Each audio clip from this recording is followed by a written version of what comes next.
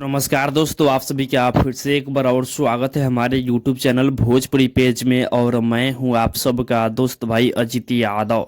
दोस्तों, कल होली था और सारे लोग धूमधाम से होली मनाए। और दोस्तों, आज से चैत महीना स्टार्ट हो चुका है और अब सभी स्टारों का चैता गाना आने वाला है। और दोस्तों, बता दें कि टुनटुन यादव जी इस बार चैता में बहुत बड़ा धमाका करने जा रहे हैं। जी हाँ दोस्तों, आपको बता दें कि टुनटुन यादव जी का अंकिता सिंह के साथ में एक बहुत ही बवाल तगड़ा जबरदस्त चैता गाना आने वाला है।